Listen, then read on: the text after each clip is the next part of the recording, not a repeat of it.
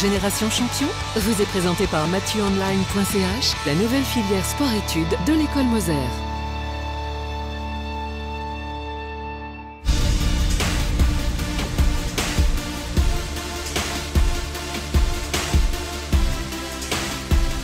Salut à tous, bienvenue, merci d'être avec nous dans ce Génération Champion. Génération, eh bien, vous connaissez, on espère en tout cas la formule, eh bien, c'est l'occasion de réunir sur un même plateau une génération plutôt un peu ancienne avec des jeunes talents prometteurs. Aujourd'hui, on parle de curling. Alors à tout seigneur, tout honneur, on va commencer avec Patrick Lorcher. Patrick Lorcher, bonjour. Bonjour. Merci beaucoup d'être avec nous, Patrick Lorcher. Alors on va essayer de faire un rapide bilan, un palmarès de votre carrière. Je dois dire qu'il est, comme souvent du reste, dans les gens qui sont là, long comme le bras, si vous permettez. 57 ans pour commencer. Médaille d'or aux Jeux à Nagano en 98. C'était en fait le début du curling. On aura peut-être l'occasion d'en parler aux Jeux Olympiques. Champion du monde également en 81. Médaille d'argent, on a presque envie que c'est finalement anecdotique, en 82-89 et de bronze en 80, 96 et 99 si vous arrivez à suivre, et puis également champion d'Europe en 78 et 81, et puis également une médaille de bronze en 82. Vous m'arrêtez si j'en ai oublié une, parce que c'est vrai que c'est des moments dans la vie qui sont assez importants. Voilà. Avec nous, deux jeunes garçons qu'on se réjouit de voir du reste prochainement au championnat d'Europe, avant de les revoir aux Jeux Olympiques en Corée. Ça, c'est pour l'année prochaine. On a Peter De Cruz qui est avec nous. Bonjour Peter. Bonjour. Merci beaucoup d'être là. 27 ans, Peter De Cruz. Benoît Schwartz également, membre de cette équipe du reste qui porte votre nom, le team De Cruz. Alors Benoît Schwartz, 26 ans, remplaçant aux Jeux de 2014. Et puis évidemment, manque ici, parce qu'on n'a pas pu inviter tout le monde, Claudio Paz, qu'on salue, qui est également membre de votre équipe, puisque, le rappeler, c'est 4 personnes dans une équipe, et puis également Valentin Tanner. Puis comme on parle des absents, il y aurait dû y avoir notre ami Jérémy Rizer, le responsable des sports ici de cette télévision, qui lui malheureusement est hospitalisé, mais vous suit régulièrement, donc va avoir l'occasion donc de venir à vos côtés pour ce championnat d'Europe. On pense bien à lui. On va commencer avec vous, Patrick Lorcher. Alors j'ai oublié de préciser que vous êtes, parce que vous êtes multicasquette, vous êtes également vice-président de l'Association suisse de curling, et puis également, et on s'en réjouit et on apprécie, consultant précieux de la RTS pour le curling. Patrick Lorcher, aujourd'hui, on le disait tout à l'heure, sans cacher, est-ce que le curling que vous avez pratiqué, vous, c'est-à-dire dans les années, on s'en est rendu compte, 80, est-ce que vous vous reconnaissez dans le curling d'aujourd'hui quand vous voyez jeter, on ne va pas leur jeter la pierre, mais jeter des pierres à ces deux jeunes garçons? Est-ce que vous avez l'impression de faire le même sport que ces deux jeunes garçons? Même sport, je dirais oui. C'est quand même le même sport, mais il y a eu une telle évolution déjà au niveau de la technique. Ça a beaucoup changé. La qualité de la glace, évidemment, est nettement meilleure qu'à notre époque. Et puis le gros changement, c'est quand même qu'il y a beaucoup plus de pays qui jouent au curling, donc le niveau a considérablement monté. Ça veut dire qu'aujourd'hui, messieurs, enfin vous, alors on va inverser la question, quand vous regardez, vous en avez certainement vu des vidéos des plus anciens, quel regard par rapport à ce qui se pratiquait avant, Peter? Je pense que c'est un sport qui a évolué depuis, puisque c'était la première fois que c'était dans les Jeux Olympiques. C'est un sport qui s'est rajeuni. Les joueurs maintenant sont plus des athlètes. C'est un sport aussi où maintenant il y a un petit peu plus d'argent, donc un peu plus d'enjeux. Et je pense que le niveau, au niveau élite a probablement monté. Mais je pense que ça concerne juste quelques équipes. Et le niveau global, je pense, est resté le même. La différence, alors si on comprend bien, Patrick, c'est essentiellement au niveau de la glace. Alors si on parle par exemple équipement, des pierres, je ne sais pas, du balai, de la technique, là on s'y retrouve? Non, même les balais ont changé. Il y a eu une grosse évolution. À l'époque, il y avait encore ces fameux balais canadiens, donc ceux en paille ou en tapet. Il y avait différents styles de balais. Aujourd'hui, on peut dire que tous les balais sont similaires, sont synthétiques. À l'époque, il y avait encore des balais en poil. Donc là, il y a quand même beaucoup de changements.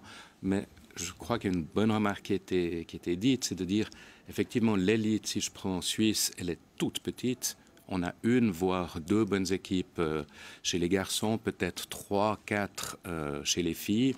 Et puis derrière, on a un trou. Et à l'époque, c'était quand même beaucoup plus large la base, avec des équipes de même niveau. Mais faire ce qu'eux font, c'est clair que pour nous, ce n'était pas possible de faire autant de jours à l'étranger. On a parlé d'équipement, hein. Là aussi c'est assez intéressant par rapport aux pierres, parce que c'est quand même l'élément important de l'équipement. Là, les pierres, à l'époque, on n'avait pas forcément ces pierres. Hein. Non, alors... On jetait la pierre des autres. Enfin, oui, tout le monde. Ça c'est toujours le cas. Mais disons, la différence, c'est qu'avant, la Fédération mondiale n'avait pas les moyens d'avoir autant de sets de pierres qui aujourd'hui leur appartiennent, qui mettent à disposition des organisateurs. Donc il y a vraiment une qualité de pierre qui est parfaite. Benoît, Peter l'a soulevé parce que c'est aussi une des thématiques, hein, le côté un peu athlétique, hein, et certainement à juste titre. Peter a dit aujourd'hui on est certainement plus des athlètes. Pour en revenir à ça, vous, par exemple, qui êtes au sommet de la hiérarchie, on peut dire mondiale, hein, parce que vous me l'avez dit tout à l'heure, 3e pour l'instant un peu sur la ranking list, hein, donc on peut carrément dire que vous faites partie de l'élite. Ça veut dire quoi en termes de physique, de préparation? Parce qu'on voit qu'il y a quelqu'un là. C'est sûr. Non, je pense au niveau... Alors, on parle du physique, on peut parler de la préparation un peu. C'est sûr, aujourd'hui... Alors, pour nous, comparer avec le passé, c'est toujours un petit peu compliqué pour Peter et moi, parce que nous, en fait, aujourd'hui, il y a YouTube, on peut voir tous les matchs en ligne. À l'époque, moi, les matchs de Patrick, alors déjà, à l'époque, je ne jouais pas encore au curling, et la plupart des matchs qu'il a joués aux championnats internationaux, j'en ai jamais vu une seule image, en fait. Donc, pour nous, c'est toujours difficile de vraiment comparer, un pour un, quoi. Mais pour revenir à la question, voilà, physiquement, vous faites quoi aujourd'hui? Là, on est à quelques jours du championnat d'Europe, des grosses échéances. Oui. Qu'est-ce qu'on fait? Du fitness tous les jours? Sur le plan athlétique, on a une préparation physique en été. Donc nous, maintenant, c'est un sport qu'on pratique toute l'année, en fait. On est 10 mois par année sur la glace et on est 12 mois par année en train de faire de la préparation physique, en gros. Et c'est évident que ça, c'est une chose qui évolue. Donc le curling, de manière générale, c'est un sport qui est en grande évolution, hein. Qui est en train de conquérir de plus en plus de continents. En ce moment, maintenant, il y a les championnats pacifiques en Asie, en Australie. Et oui, et sur le plan physique, ça évolue beaucoup. On fait vraiment une préparation physique avec plus de personnel, plus de coach mentaux, tout ça existe. Parce et ça, que c'est des choses qui changent, oui. Ça, c'est évident. Ouais. Patrick, vous, par exemple, ce fameux... Allez, on va revenir un peu sur ce titre olympique, comment est-ce que vous l'aviez préparé à l'époque? Peut-être nous rappeler qui jouait avec vous, hein. C'est sympa parce qu'on n'est pas tout seul dans une équipe. C'était l'équipe de Lausanne, mais en fait je suis le seul Lausannois dedans. Il y avait le Tsugois Patrick Hurlimann qui était le capitaine de l'équipe, Diego Perren de Zermatt, Danny Muller de Bienne et puis Dominique Andrés de Soleure. Alors comment est-ce que vous vous étiez préparé typiquement pour cette médaille olympique? Ça consistait en quoi? Parce que là aussi il fallait aménager des horaires, il y avait du travail à côté, pas simple. Non, c'était encore plus compliqué puisque nous, on n'était vraiment pas du tout professionnels ni semi-professionnels et que la qualification s'est faite au tout dernier moment. On devait obtenir un 5e ou 6e rang au championnat d'Europe et c'est seulement à ce moment-là, donc décembre pour février, c'est juste là qu'on a su qu'on était qualifié. Donc après, il a fallu... Moi, je travaillais dans une banque, aménager, discuter avec son patron comment on peut faire ça. Bon, c'est clair qu'on a eu certaines aides, mais beaucoup, ça a été pris sur les vacances. Et puis au niveau financier, parce qu'on aime bien en parler, comment est-ce que ça se passait? Vous aviez un soutien de qui, de quoi? Il y avait des partenaires, des sponsors, ça existait déjà, tout ça? Alors, on avait un sponsor de... Vous ne payez quand même pas de votre poche, parce que je l'ai entendu déjà, hein, sur ce plateau. Alors, il y a des gens qui payaient en plus de leur poche toute la compétition. Hein. Non, on avait un sponsor pour l'équipe. Maintenant, les Jeux Olympiques, c'est bien clair que c'est Suisse Olympique qui avait payé. Mais c'est clair que chacun a dû en mettre un petit peu de sa poche parce que ça ne couvrait pas tout. On en est un peu dans la professionnalisation un peu de ce que vous faites. Alors Peter, par exemple, enfin chacun son tour. Peter, vous en êtes où? On arrive à jouer, étudier? On a la belle vie. Ouais. Non, c'est pas vrai. On arrive plus ou moins à en vivre, je dirais, durant la saison de curling, de septembre à avril, durant la saison des compétitions, avec le soutien de Suisse Olympique, du canton de Genève, Team Genève, etc. On a beaucoup de partenaires, nos sponsors, qui nous aident à pouvoir nous concentrer uniquement sur notre sport durant la saison de curling. Après, hors saison, on a d'autres choses, les études, un petit peu de travail, etc. pour continuer à vivre. Mais en tout cas, durant la saison, maintenant, ça fait 2 ans qu'on se consacre pleinement au curling. et on commence à voir les résultats maintenant. Et Benoît, par exemple, là, vous revenez tout juste d'une, allez, on peut dire d'une tournée assez triomphale, hein, disons ça comme ça, au Canada. Qu'est-ce qu'on gagne? Une poignée de main de l'organisateur ou un peu plus quand même? Voilà, on a Ça gagné rapporte quoi? Des points? On a gagné des points sur le tour, on a gagné quelques milliers de francs en prize money. Quelques, ça veut dire? Oh, je n'ai pas fait le calcul, mais c'est On peut les compter sur les doigts de la main. Ouais. Sur les doigts de la main. Ok, ça a payé en tout cas, on revient, on a quand même pu mettre un petit bout de côté. Patrick, ça a fait un peu, enfin j'allais dire presque rêver, enfin c'était pas du tout ça. D'accord. Non, je crois que ça n'a pas tellement évolué. Les prize money étaient quand même assez similaires. Ah oui, ok. Il y avait même des très gros tournois qui étaient organisés, dont un à Moncton, où il y avait quand même 225 000 $ de prix uniquement pour ce tournoi. Donc ça, je crois que ça n'a pas tellement changé. Si on parle du calendrier, peut-être, hein, parce que si on compare avec le tennis, hein, c'est vrai que si on voit il y a 20 ans en arrière, il y avait 10 tournois par année. Aujourd'hui, il y en a 250. À votre époque, justement, on jouait au curling quand, comment, le nombre de tournois, rien à voir avec aujourd'hui. Si, je pense qu'on jouait exactement le même nombre de tournois. La différence, nous, on faisait plus de tournois en Suisse. Il y avait des très gros tournois en Suisse qui coûtait cher d'aller au Canada et ailleurs. On n'y allait qu'une à deux fois par année. En principe, une fois et on jouait 2 tournois. Et on était une des rares équipes suisses à le faire. Donc c'était quand même exceptionnel. Maintenant, on voit qu'il y a des équipes suisses qui vont au Canada, qui sont 5, 6, 7e en Suisse. Elles vont aussi au Canada. Donc ça a changé. Si on parle quand même un petit peu, c'est un sport évidemment qui est presque devenu même mixte, hein, c'est ça. Alors il y a des filles évidemment qui jouent entre elles, puis maintenant il y a aussi une mixité. Patrick, comme vice-président peut-être de l'Association suisse de tennis, parce qu'on n'a pas invité de jeunes filles, ça a été un peu plus compliqué. Si on regarde un petit peu ce qui se passe chez les femmes. Chez les femmes, on a quand même eu 4 titres de championne du monde en 5 ans, donc ça se passe bien. Et pour les Jeux Olympiques, c'est même pas une de ces équipes qui va, c'est encore une 3e. Donc on a vraiment un gros réservoir chez les filles. Maintenant, ce qu'il faudra voir, après les Jeux, il semblerait qu'il y en ait quand même passablement qui vont arrêter. Et chez les filles, au Curling Club de Genève, par exemple, que vous connaissez évidemment bien, qu'est-ce qu'on peut dire par rapport à ces jeunes filles? Il y a des équipes qui sont là, qui existent? On a des joueuses, mais pas à niveau élite. Actuellement. On n'a pas parlé un peu de vos conditions d'entraînement dans votre club. Elles sont satisfaisantes si on compare à ce qui se fait, par exemple, justement dans les meilleures nations, au Canada, Suède, etc. On a des bonnes conditions, Benoît et Peter, pour jouer au curling ici? Je pense, nous, la principale raison pour laquelle on va au Canada, c'est pour la compétition, en fait. C'est pas forcément pour la qualité des infrastructures. En Suisse, on a vraiment des bonnes infrastructures. Maintenant, il y a un centre national à Bienne qui est en train de se développer. La qualité de notre club à Genève est aussi très bonne.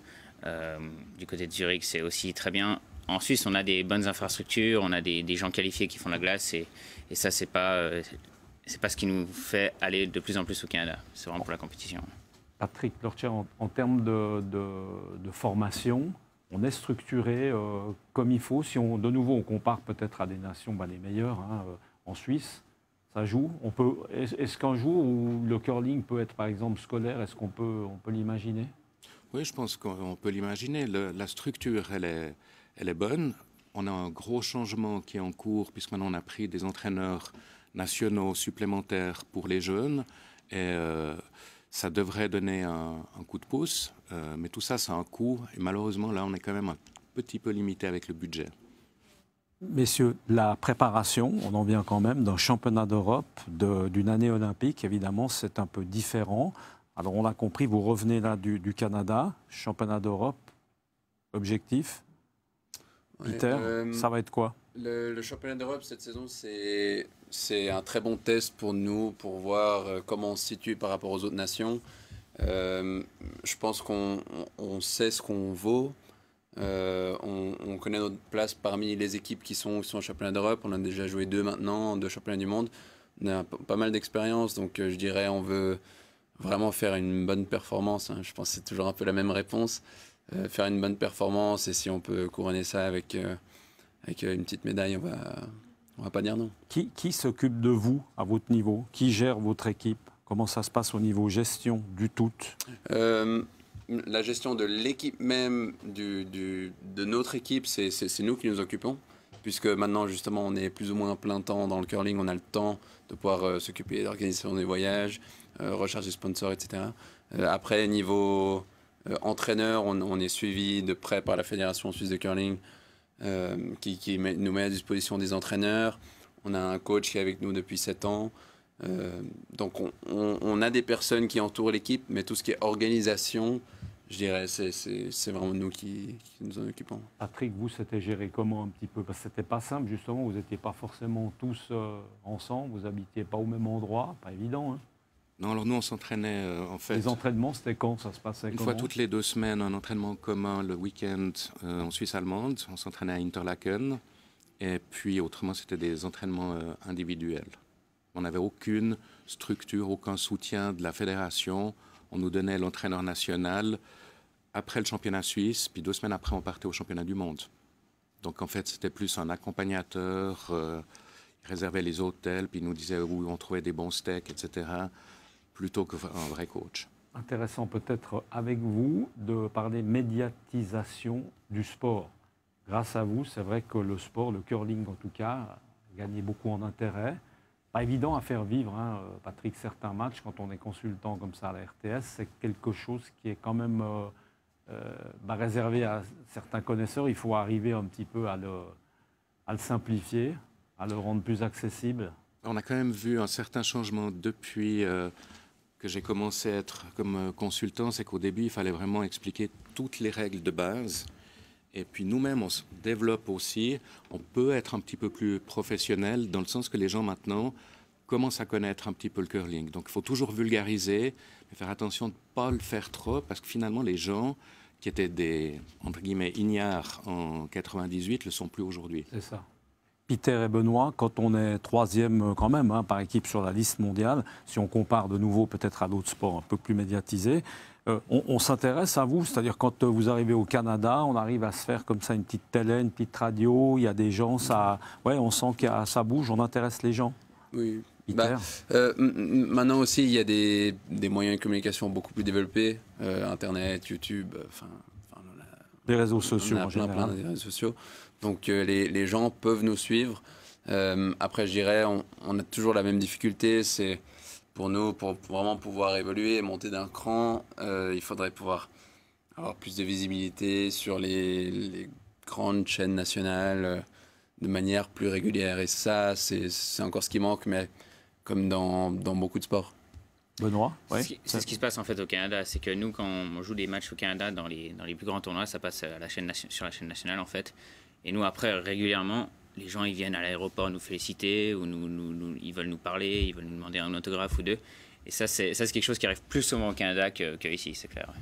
Patrick, on peut peut-être alors anticiper, parce qu'on en parle. C'est vrai qu'avec le championnat d'Europe, on aura l'occasion de suivre ça, parce qu'on ne va pas forcément tous aller à Saint-Gall. Ça va être des grosses journées, puis au jeu, encore pire. En Corée, ça s'annonce assez chaud, Oui, si on peut dire. Voilà, pour la première fois, il y aura encore une nouvelle discipline au jeu, qui est le mix double. Donc, un garçon, une fille. Et ça commence un jour avant l'ouverture des Jeux. Et puis, la finale des compétitions masculines et féminines, c'est le dernier jour des Jeux. Donc, ça veut dire qu'on va être engagé à plein temps.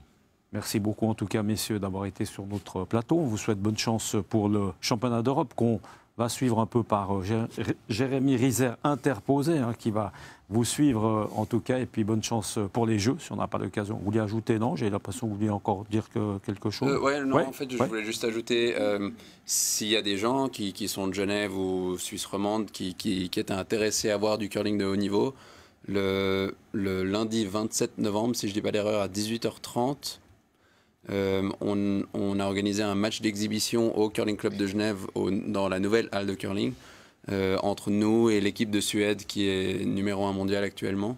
Donc ça va être assez chouette. C'est l'occasion de pouvoir avoir un petit peu le feeling de ce que c'est le curling de haut niveau. Patrick, j'ai oublié de vous poser la question. Vous lancez encore comme ça des pierres le dimanche pour vous faire plaisir ou non? Non, moi je suis cassé de partout, donc j'ai un petit peu arrêté. Cassé par rapport au curling? Oui, parce qu'à l'époque, effectivement, on jouait dans des conditions qui étaient quand même difficiles. Moi j'ai beaucoup joué aussi en open air, Il fallait vraiment pousser très fort, puis ça a donné quelques petites conséquences sur le dos, donc j'ai arrêté. Par contre, je suis impliqué pratiquement un week-end sur 2, puisque je coach une équipe de juniors de Lausanne. Donc, j'ai failli, comme première question, dire est-ce que le curling est un sport ou pas forcément un sport? Ça, on a déjà dû vous la faire à peu près 150 fois. Réponse, le curling est un vrai sport. Ah, c'est un vrai sport, c'est sûr. C'est un vrai sport. Merci beaucoup, messieurs. Merci beaucoup d'avoir été avec nous. Et puis, merci beaucoup de nous avoir suivis. On se réjouit de vous retrouver le mois prochain pour parler, évidemment, de sport. À très bientôt. Ciao.